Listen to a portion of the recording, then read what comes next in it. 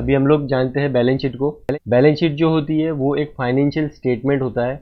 Financial statement जब हमको किसी बैंक से हमको कुछ लोन वगैरह लेना होता है, बड़ा लोन लेना होता है हमारे बिजनेस के लिए, तो ये जो बैलेंस शीट होती है यही वो लोग देखते हैं। हमारी जो फाइनेंशियल स्टेटमेंट होती है वही हमारी बैलेंस शीट होती है। प्रॉफिट एंड लॉस अकाउंट हमारा फाइनेंशियल स्टेटमेंट है, बैलेंस शीट हमारी फाइनेंशियल स्टेटमेंट है। तो मेन कोई भी बैंक या कोई भी हमारा बिजनेस जानना चाहता है तो वो इस चीज़ से पता लगाया जा सकता है कि हम कहाँ पे स्टैंड करते हैं, फाइनेंशियली हम कितने स्ट्रांग है, तो वो हमारी प्रॉफिट एंड लॉस और बैलेंस शीट से ही पता चलता है। तो आइए बैलेंस शीट देखते हैं। यहाँ पे देखिए गेटवे ऑफ टैली पे ही होता है, जैसे ये प्रॉफिट एंड लॉस था वैसे ही उसके ऊपर ही है बैलेंस शीट। बैलेंस शीट में देखिए आपका ये कैपिटल अकाउंट है। फिक्स्ड एसेट्स, यहाँ पे क्या होता है, यहाँ पे आपका जो क्रेडिट साइड है वहाँ पर एसेट्स लिखा हुआ होता है और जो डेबिट साइड है वहाँ पे लाइबिलिटीज़ लिखी होती है। तो यहाँ पर फिक्स्ड एसेट्स 40,000।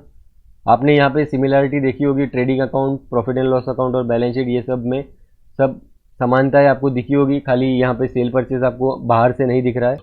सेल परचेज यहाँ पे आपको बाहर नहीं दिख रहा है, यहाँ पे आपको प्रॉफिट एंड लॉस में दिखेगा। जब आप प्रॉफिट एंड लॉस में यहाँ पे एंटर करोगे तो यहाँ पे देखिए वही परचेज और सेल अकाउंट यहाँ पे दिख रहा है अंदर। बट आपका जो मेन बैलेंस शीट होता है उसमें क्या होता है, आपके फिक्स्ड एसेट्स होते हैं, करंट एसेट्स होते हैं, लोन्स एंड लाइबिलिटी होती है। किसी से लोन लिया है तो वो कितना लिया है वो होता है। अभी हम लोग लोन्स हमारे क्लियर कर चुके हैं, सिक्योर्ड और अनसिक्योर्ड, जब हमने थोड़ी देर पहले वो टॉपिक पे हमने एंट्रीज की थी। करंट लाइबिलिटीज़ होती है, इसको हम लोग डिटेल फॉर्मेट में ओपन करते हैं ताकि आपको ज़्यादा बेटर वे में पता चले। तो कॉन्फ़िगर में जाना है आपको और डिटेल वे में कर लेना है। कंट्रोल ए कर देता हूँ मैं। यहाँ पे देखिए सब ओपन हो गया। फिक्स्ड एसेट्स, ये देखिए furniture and fixtures 40,000। Current assets में क्लोजिंग स्टॉक अभी प्रॉफिट एंड लॉस में देखा था 2,000 था, तो वो यहाँ पे आ गया। ये सब अपने आप आ रहा है। जब हम एग्ज़ाम्स देते थे एचएससी में वगैरह में, जब हम अकाउंट्स के एग्ज़ाम्स देते थे हमें सब हाथ से पोस्टिंग करनी पड़ती थी। हमें ट्रायल बैलेंस से प्रॉफिट एंड लॉस में लेना पड़ता था, प्रॉफिट एंड लॉस से फिर हमें बैलेंस शीट में ध्यान से डालना पड़ता था हर एक चीज़। यहाँ पे टैली सब ऑटोमेटिक करता है। यहाँ पे देख सकते हो आप, क्लोजिंग स्टॉक दिख रहा है आपको। लोन्स एंड एडवांसेस, किसी को अगर हमने लोन दिया है तो वो यहाँ पे आपका असेट साइड में दिखेगा। आपके डेटर्स है, ये आज नहीं तो कल आपको पैसा आने वाला है। कैश है आपके पास कितना पड़ा हुआ, बैंक बैलेंस आपका कितना है। तो असेट्स मीन्स आपकी जो पूंजी है वो आपको यहाँ पर दिखेगी। और ये जो है आपका ये लोन है, लोन आपके खर्चे, आपको किसको कितना देना है, वो सब चीज़ें आपको यहाँ पर दिखेगी। यहाँ पे देखिए सिक्योर्ड लोन है, अनसिक्योर्ड लोन है। करंट लाइबिलिटीज़ में ड्यूटीज़ एंड टैक्सेस आपको कितना भरना है। प्रोविजंस है, सन्ड्री क्रेडिटर्स है, जो भी हमारे परचेज है वो जो हमारे वेंडर्स है जिनसे हम परचेस करते हैं उनको हमको सब पैसा देना है, वो सब आपको यहाँ पे दिखेगा। और यहाँ पर भी आपका ये देखिए प्रॉफिट एंड लॉस में आपका 16,228 का यहाँ पे आपको प्रॉफिट दिख रहा है। ये लाइबिलिटी साइड में है, जब भी प्रॉफिट दिखता है तो वो लाइबिलिटी साइड में दिखता है। अगर यहाँ पे आ रहा है ये तो समझ जाना, अगर असेट साइड में ये आ रहा है तो ये आपका लॉस हो रहा है। बट जब जब ये आपको लाइबिलिटी साइड में दिखता है तो ये आपका प्रॉफिट होता है। यहाँ पर आप इसको वर्टिकल फॉर्मेट में भी ले सकते हो। ये देखिए ये हॉरिजॉन्टल, और ये आप वर्टिकल फॉर्मेट में ले सकते हो। यहाँ पर देख सकते हो आपको वर्टिकल फॉर्मेट में दिख जाएगा। ये आपकी जो ये बैलेंस शीट है इसको आप ऑटो कॉलम कर सकते हो और इसको आप मंथली व्यू में भी देख सकते हो। मैं आपको बताता हूँ, अगर आप ऑल्ट एन प्रेस करोगे तो यहाँ पे देख सकते हो आप ऑटो रिपीट कॉलम्स आए हुए हैं। यहाँ पर आप मंथली करोगे तो आपको एवरी मंथ का दिखेगा। यहाँ पे देख सकते हो आप, यहाँ पे देखिए पूरा मार्च तक का दिख रहा है, अप्रैल से लेके आपको पूरा मार्च तक का दिख रहा है। आपको कौन से महीने में प्रॉफिट हो रहा है, कौन से महीने में लॉस हो रहा है, पूरे का पूरा यहाँ पर दिखेगा।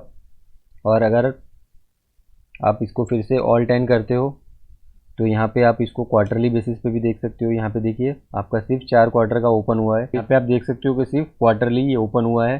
फिर से हम लोग ऑल्ट एन करते हैं और यहाँ पर हम लोग इसको हाफ ईयरली भी देख सकते हैं। यहाँ पर आप देखो ये जो प्रॉफिट का बैलेंस है वो कैसे यहाँ पर गया है, तो आप इस तरीके से पता लगा सकते हो।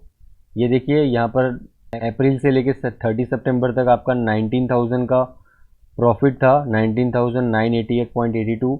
उसके बाद आपका लॉस हुआ 3,750। तो यहाँ पे देखिए 19,978.82 माइनस जो आपका लॉस है 3,750। ये देखिए आपका 16,228 का जो प्रॉफिट है वो बराबर दिखा रहा है। यहाँ पे देखिए 16,228। तो आप इससे ये भी पता लगा सकते हो कि कौन से महीने में कितना प्रॉफिट था। आप इसको मंथली भी कर सकते हो, आप इसको क्वार्टरली कर सकते हो, आप इसको हाफ ईयरली भी कर सकते हो।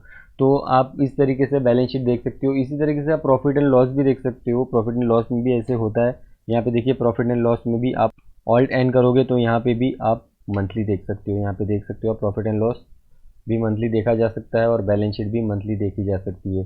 तो बैलेंस शीट में पता लगाया जा सकता है कि आपका कब प्रॉफिट हुआ है, कौन से महीने में ज़्यादा प्रॉफिट हुआ है, कौन से महीने में कम प्रॉफिट हुआ है, कौन से महीने में लॉस हुआ है, और फाइनली आपका पूरा ईयरली का जो है प्रॉफिट हुआ है यहाँ पे आके ऐसे दिखता है। तो बैलेंस शीट एक फाइनेंशियल स्टेटमेंट है जो बहुत ही ज़रूरी होता है। ये एक फाइनल स्टेप होता है पूरे टैली में, पूरे अकाउंटिंग में। ये एक फाइनल स्टेप होता है बैलेंस शीट का। बैलेंस शीट जो होती है वो सबसे फाइनल में फाइनलाइज होती है, प्रॉफिट एंड लॉस में से बाद में बैलेंस शीट बनती है।